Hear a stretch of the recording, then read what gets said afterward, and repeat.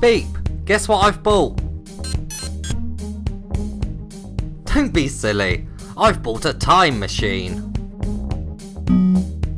Come on Beep, let's see where it takes us. Time Carnage review for the PlayStation VR. Let's begin!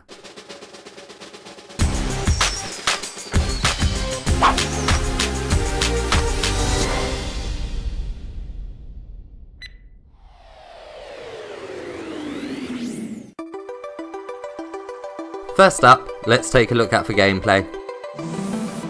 Time Carnage is a wave shooter where you travel in time to 4 different environments. The main campaign has 16 stages for you to beat, and each stage is set in a different location. A stage unlocks after you beat a stage, and you can't choose what order to do them in. You must complete all the stages in a world to unlock the next. Before entering a stage, you select 4 guns you want to take with you. There really is nearly every type of gun you can think of, such as pistols, shotguns, machine guns, a grenade launcher, and even flamethrowers. There is 25 weapons in total and are all a lot of fun to experiment with, especially as you can dual wield. When you enter a stage, the guns are found on stands around you. To grab one, you simply point towards it and press the move button. You can also physically grab them, but must hold the move button down the whole time to hold them. Each gun has a certain amount of ammo. To make them reload, you must put the gun back on the stand. Ammo replenishes over time when they are on a stand. This creates a bit of time management when it comes to using each of the 4 guns, and getting into a rhythm with the different weapons' reload times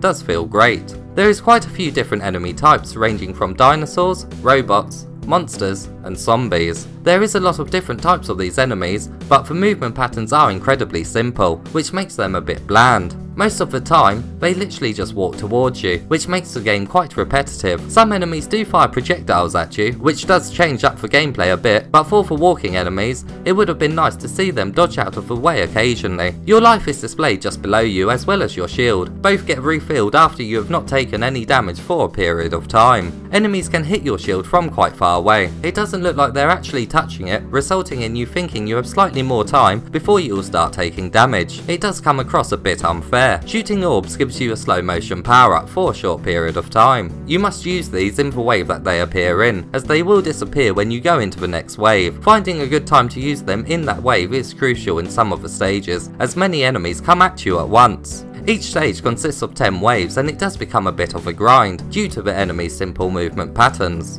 I think it would have been better to have had around 7 or 8 waves. When you complete a stage, you are often rewarded with new weapons to use. You will want to equip these new weapons, as they are more powerful than the last. Doing this also makes each new stage in a world a little less repetitive, as you will have to get used to the gun's reload times, ammo capacity and bullet spread. Also, after you complete a stage, you may unlock new challenges or perks. The challenges can be selected from the main menu. These are scenarios that have preset perks, weapons and enemies. Depending on how well you do in one of these challenge stages, you will receive a bronze, silver or gold medal. The arcade mode is really a create your own game mode. Here you can select what weapons you want to take into the stage, like in the main campaign, but you can also equip up to 3 perks and can even select what types of enemies you will be facing. It does potentially offer endless hours of gameplay.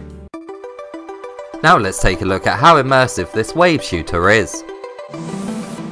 The backgrounds are a bit blurry, but it never affects the gameplay. You can always see where the enemies are, apart from in a couple of the zombie locations, where the environment is quite dark. Some textures do appear a bit stretched on certain objects, but they are mostly decent. The T-Rex is quite scary, thanks to it towering above you, but I did have the most fun shooting for robots, as when you kill one they explode and sparks fly everywhere. Their deaths are certainly the most visually spectacular. Slow motion is great, but the physics engine isn't very realistic, especially with the enemy's weight, but it does create some strange, but entertaining visual moments. The sniper rifle feels like it has a lot of power, not due to its sound effects, but by how far it sends enemies flying. It can look quite comical. The sound effects are mostly good.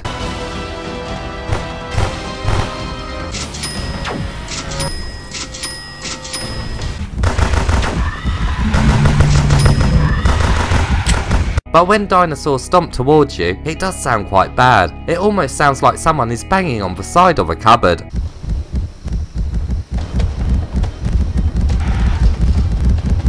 The music is quite epic and certainly gets you in the mood for the upcoming waves of enemies.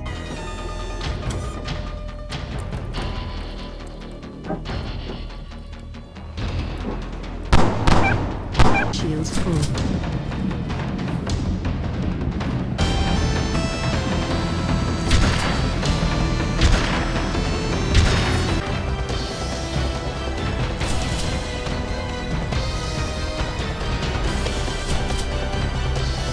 Shields full.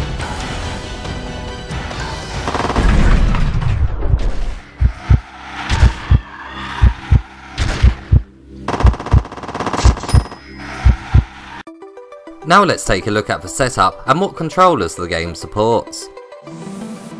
I played this game mainly in a seated position just under 2 meters away from the camera. It really is best to stand though, because in some stages enemies can be quite far to the sides of you, and the guns on the stands can obstruct your view slightly when seated. The head tracking was perfect and the game did not make me motion sick. This game can be played with 1 or 2 move controllers. The other controllers are not supported. Although the game can be played with 1 move controller, it is obviously best experienced with 2. Now let's take a look at the length of the game and what trophies come with it. The main campaign will take around 5 hours to beat, but then you have the challenge maps and arcade mode. If you're a trophy hunter, you will be happy to know that there is a great trophy list. In total there are 22 trophies that can be achieved. There is 7 bronze, 6 silver, 8 gold and 1 platinum. You get your normal trophies here, such as completing each environment in the main campaign and also for completing the game on the different difficulties. There are also trophies that are tied to the challenge stages. These are for achieving a certain amount of bronze, silver or gold medals. The arcade mode also has a trophy attached and is rewarded for surviving for 25 waves. There are also some grindy trophies here, like killing 1000 dinosaurs and 1000 robots, which is a bit annoying if you're aiming to get that platinum. And now it's time for the verdict. This game isn't as of high quality as a game like Shooty Fruity, but it's still a blast to play, and it does have a very decent amount of content here. The weapon variety here is amazing, and dual wielding guns is incredibly fun, especially as you can hold some odd combinations. The simple enemy AI movement patterns do get old quite quickly. It can become a bit of a grind on longer play sessions, but after a break, I really did want to jump back into the game. I think it would have been better to have had a stage from each environment one after the other, instead of having to do all the levels found in one environment back to back. Although the movement patterns still would have been the same, I think the different visuals would have helped a little with the repetition. Overall, if you enjoy wave shooters, I think you will enjoy Time Carnage. There is certainly room for improvement, but the shooting is done very well and is simply fun.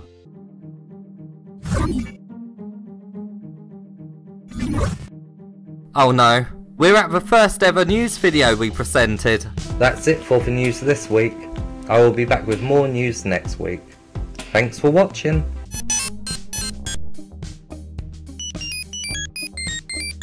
Be quiet, Beep. We've all got to start somewhere. Great. In the future I become eccentric and wear colourful suits.